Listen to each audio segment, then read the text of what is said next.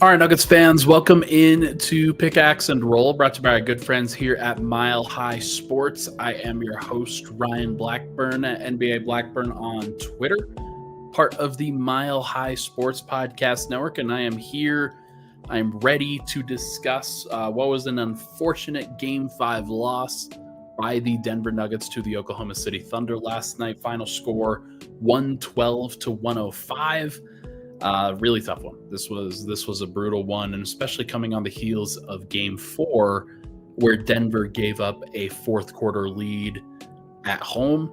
This one, they gave up a fourth quarter lead on the road, and I don't know if they're going to be able to recover from this one, but we'll talk about it. I'll give my thoughts on just where the Nuggets are at, what they can continue to do, how much better they can get from where they played in games 4 and 5, while also giving proper credit to Nikola Jokic, who stepped up in a massive way for Denver to keep them in the game throughout, to give them a lead in a lot of ways. We'll talk about it all. Should be interesting. I did have a great time out at number 38 last night. I spent the first half there before coming back and trying to get some writing done, some podcasting done, but was able to speak to a variety of people while I was out there. It was a very fun, very enjoyable time out on the patio, and just being able to interact and had some people come up to me and say thank you. So really appreciate it. It's always nice to know that the work means something. Okay, let's get into this unfortunate loss for the Denver Nuggets. They go down 3-2 in the series against the Oklahoma City Thunder. Shai Gilgeous-Alexander was very good in this game. He didn't start out that way, and the Nuggets were doing a pretty good job overall in terms of forcing some errors, forcing some turnovers at the beginning. He wasn't making his shots initially, and then he got going. And you could kind of see this boulder rolling downhill a little bit, where third quarter, the OKC kind of give up their lead a little bit, but fourth quarter, he was tremendous. And OKC won the fourth quarter 34-19. And Shai was at the center of a lot of it, creating shots. The Nuggets were willing to concede open threes to role players in a lot of these cases. Lou Dort, 4 of 8 from 3. I think all 4 of the makes came in the second half, 3 of them in the fourth quarter. Shai was making the mid-range jumpers and the floaters and the drives as often as he could in that situation. And then the open shots that he was creating for other people. Jalen Williams didn't have a good game, but he had a very, very important 3 on the left wing after the Nuggets botched a defensive coverage and just gave up a wide open 3 to an all-star for some reason. Isaiah Hartenstein finished a couple lobs. Alex Caruso made some open 3s when he was given the opportunity to do so. Chet Holmgren was fantastic for most of this game offensively. And just a lot that Denver has had to go through, a lot that they have had to deal with. And they weren't able to stick with the OKC Thunder in the fourth quarter. And it was unfortunate because they had a guy in Nikola Jokic who was tremendous, who was great. He did a fantastic job just getting Denver there. The Sombor shuffle that he hit in the fourth quarter was unbelievable. Like, that's just one of those shots that you're going to remember for a long, long time.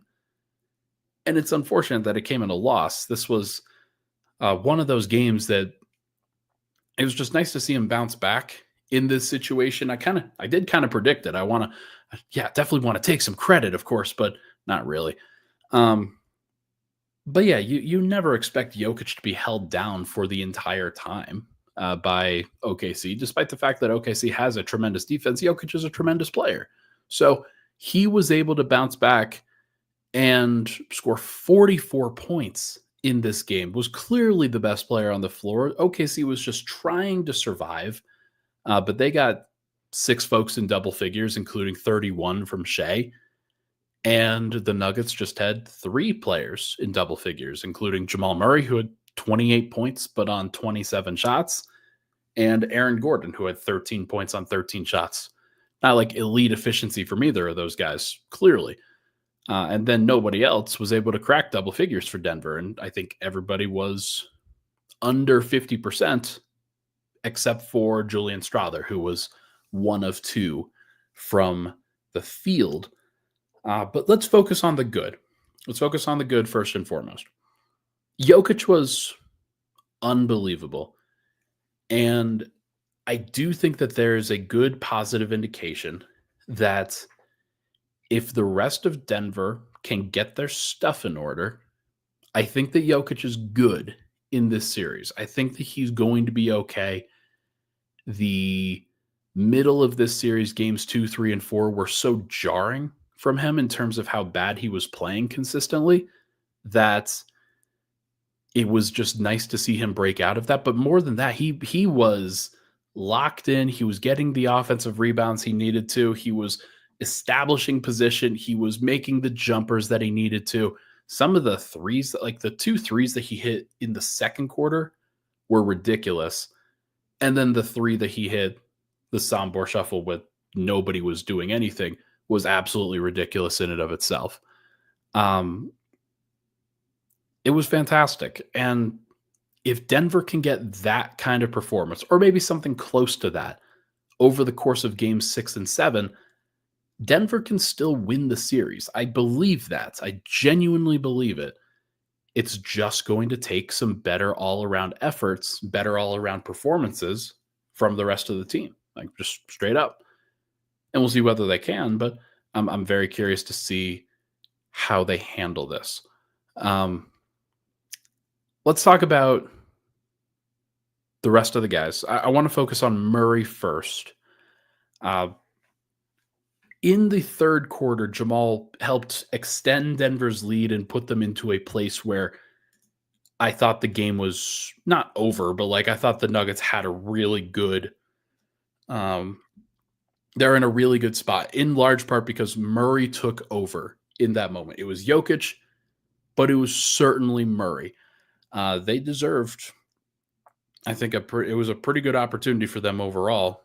But just looking at the advanced box scores, if you go by quarter here, first quarter, Murray had 2 points on 1 of 5 with 2 assists and 1 turnover. The turnover was bad, by the way, just not really seeing the floor very well.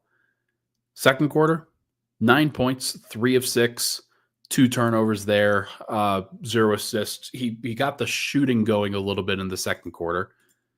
Third quarter, 13 points on 5 of 10. He was getting the shooting going. 1 assist, 0 turnovers, playing better. And then in the fourth quarter, 4 points, 1 of 6 from the field, 0 of 3 from 3. And the threes that he missed were massive. There was one in the right corner that he just needed to hit.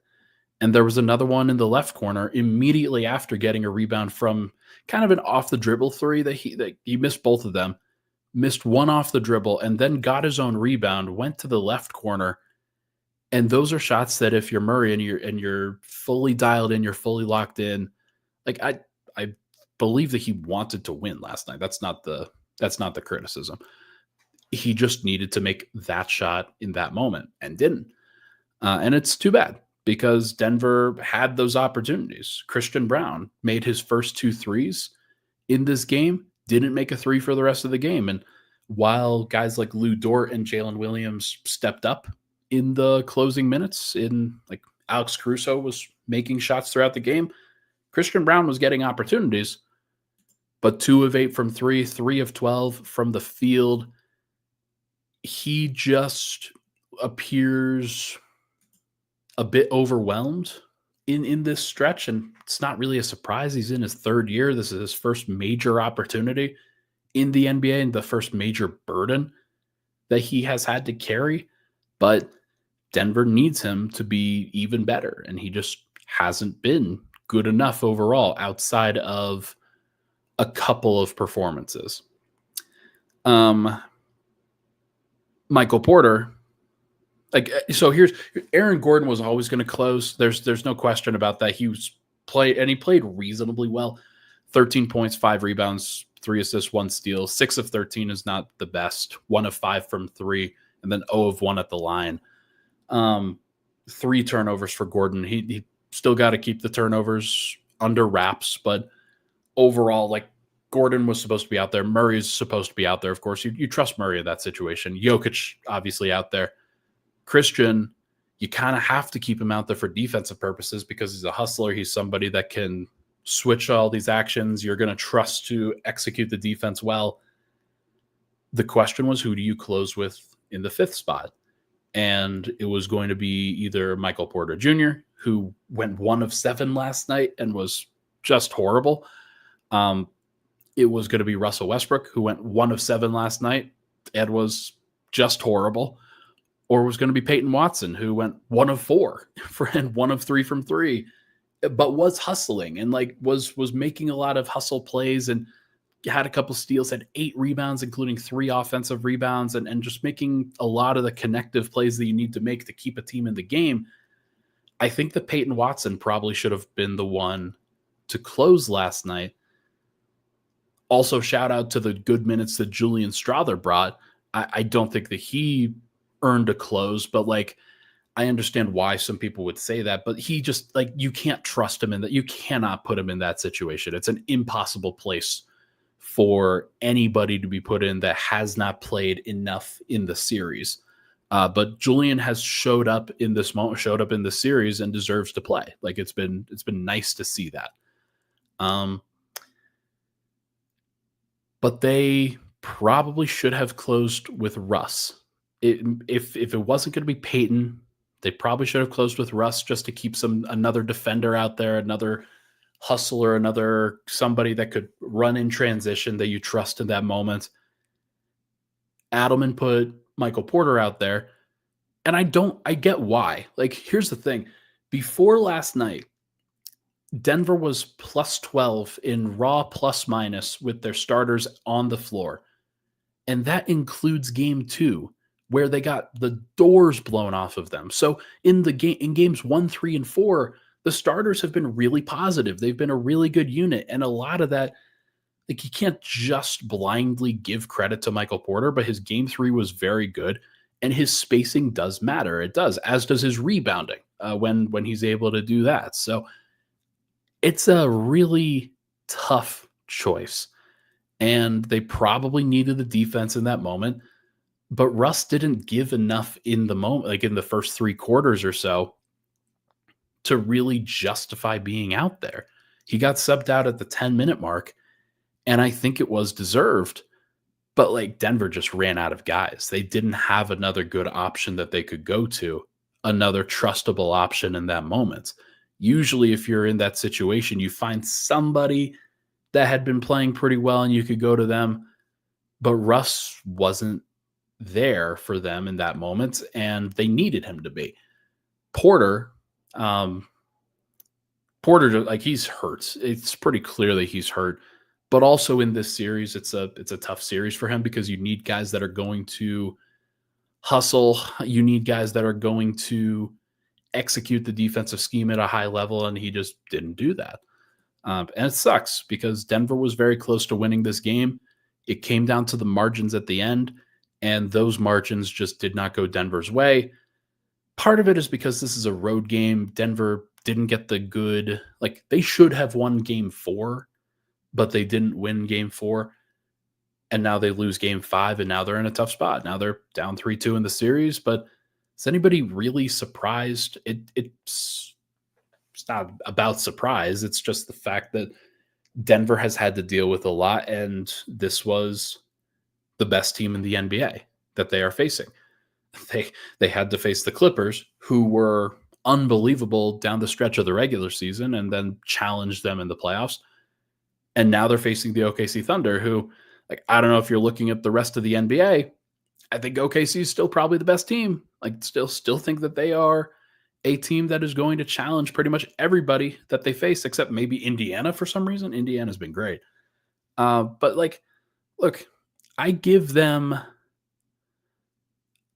the benefit of the doubt because they're gassed. There's too much pressure being applied to every single player.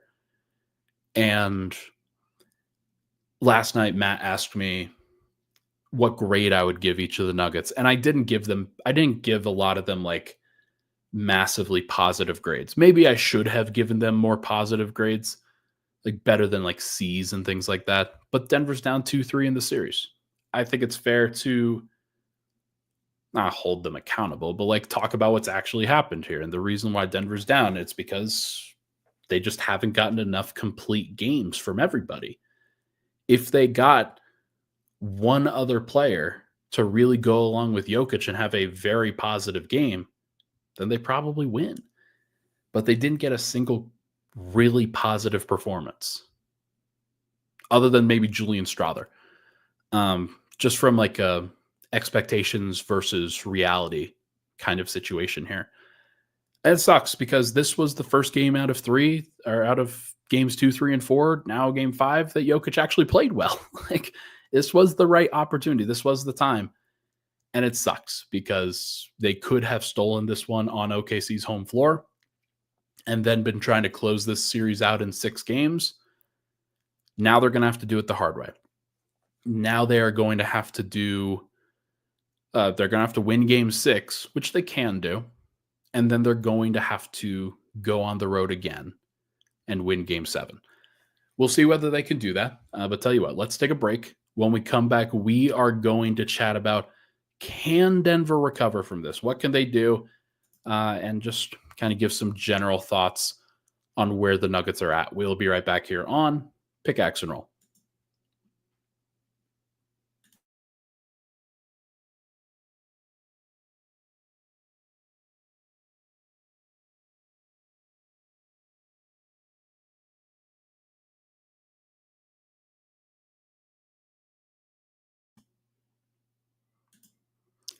All right, we are back. Pickaxe and Roll, Ryan Blackburn here. Thank you so much for tuning into the show. Hit the like button, hit the subscribe button. Would really, really appreciate it.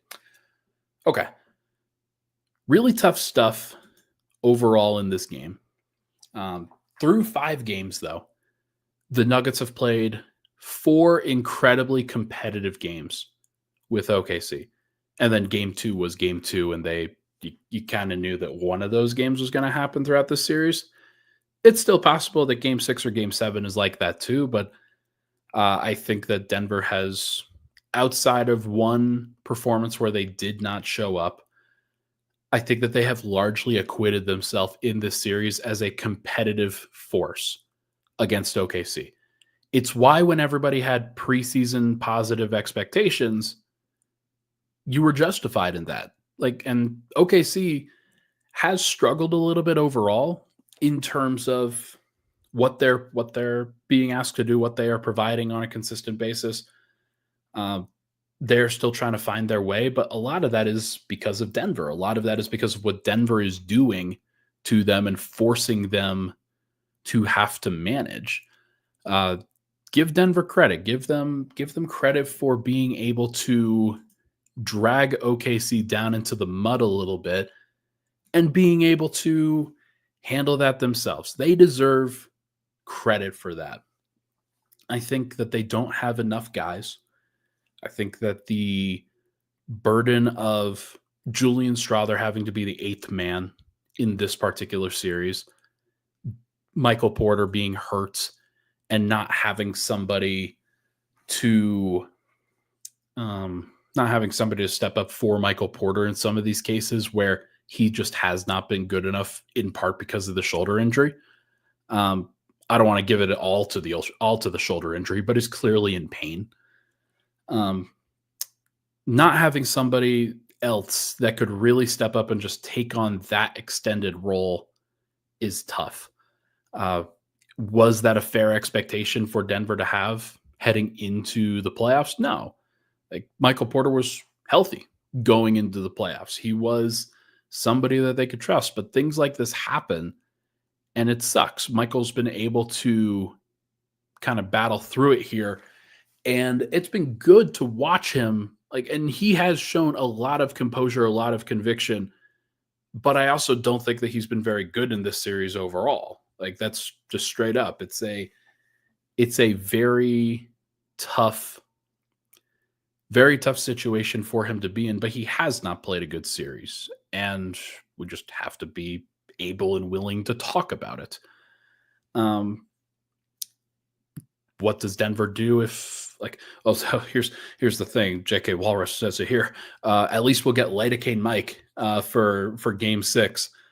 Yeah, no, he'll probably get that lidocaine injection. You can't have it too consistently. You need to space them out just a little bit, and we'll see what Mike can do and what how he responds in a situation where he's feeling a lot better. Now, it would suck if he got the lidocaine injection and then it was just bad. That's also a possibility of what happens, but hopefully that's not the case. Hopefully, like they need somebody to step up and make some shots. If it's not like it'll probably be Murray, if I'm being honest. Like it'll probably be Murray, it'll probably be Gordon. Jokic, I think, is back to a good place where he can make those shots a little bit more consistently.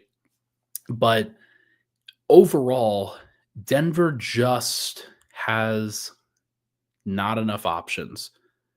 OKC has a plethora of options. They're in a really good place. They are a team that is able to go through this for the first time, and they're able to kind of pick and choose which of those they're able to pick and choose which of those options is going to give them the best chance to win. They picked Lou Dort last night, and he paid them off with some massive threes. Whether it's Chet Holmgren or Isaiah Hartenstein or both, those guys are giving great minutes. Big Jalen Williams is giving them great minutes overall in this series. He has been able to match up and match what Jokic has been doing. They are +7, or they were +7 last night in Big Jalen Williams' minutes. He wasn't on the floor for the entire Jokic stints, I don't think. Maybe he was, but still was really good minutes for him. And the Thunder are just at that place where they don't like they could get 9 shots from Chet Holmgren and be okay. They could get 2 shots from Big Jalen Williams and be okay. They could get 10 shots from Alex Caruso and he goes 3 of 6 from 3. And so just having those consistent options is really, really important. The Nuggets last night got another 10 points from their bench. They did not perform up to snuff. And it's just a tough place for the Nuggets to be. So can Denver get better bench play? Can they get better role-playing play for Game 6 when they're at home? Absolutely. Denver can still win this series because if you believe that they can get Game 6, Game 7s are still a coin flip, man. Game 7s, OKC would be favored, but they also would be like it's still a stressful situation for any young team to have to play. Denver's played 6 Game 7s over the course of their tenure together since Jokic and Murray were on the team back in 2016. Like 2019 was the first year that they got into the playoffs and they were immediately hit with 2 Game 7s in their first playoff run. And then they played another 2 more in 2020. And it's been a little bit since then, but like they played one in 2024. They played one this past series, and maybe there's an opportunity if they were to force one in this series that they could outwork and just outperform OKC in a very clutch moment. We don't know how OKC is going to respond to that situation because they haven't played one. So if you can force a Game 7, at least give yourself an opportunity to see what happens for OKC. Force them to prove it in that case. Force them to just ensure that they are the best team in the world. I don't know if they're going to be able to do that. Maybe they will, maybe they won't. So you have to force them to put in the work and do the thing. But that involves Denver winning at home. That involves them getting to a Game 7. I think OKC is going to put in a lot into that. Denver, of course, is going to have to be a closeout team. They're going to have to, or an elimination team. They're going to have to show up in this moment. Jokic has obviously been very good in elimination games over the course of his career. Murray has been very good in elimination games for the most part in his career too. So it's going to be interesting to see what Denver gives. They need better than 10 of 27 for Jamal Murray. He's just got to make those shots. And if he does, if he can put Denver on his back a little bit and create the good looks necessary, then I'm curious to see who else steps up around them. But if Denver can get to that place, then I think they'll be okay. We'll just have to see, but it's going to be very, very interesting regardless. Cleveland is out of the playoffs. I'm going to go around the league a little bit here to close. Cleveland is out of the playoffs. Indiana, back-to-back 5-game series. Pretty impressive from them. They have stepped up in a major way. Indiana teams did not believe that much in Indiana. Fans did not believe that much in Indiana. And they have shown that they deserved faith. Tyrese Halliburton and guys like that deserved faith. But on the other side of that is Cleveland, who won like 64 games, who was unbelievable throughout the entire regular season, and then got hurt at the wrong time.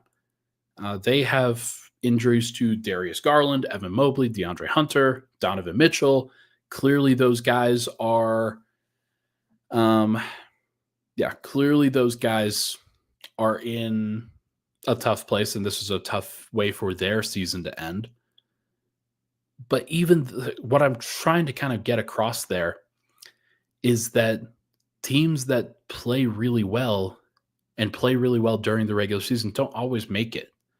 And especially in the modern NBA, where and Adam Silver's NBA after the second apron has really kind of affected things. The teams that have depth, the teams that have composure, the teams that are willing to kind of get into the mud a little bit and make things happen are the ones that advance.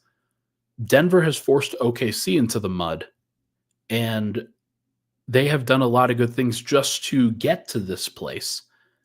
Indiana is one of those teams that took what was an elite offense, a team that didn't really have a lot of problems during the regular season, and dragged them into hell in the playoffs. It was a tough situation for them that Indiana forced.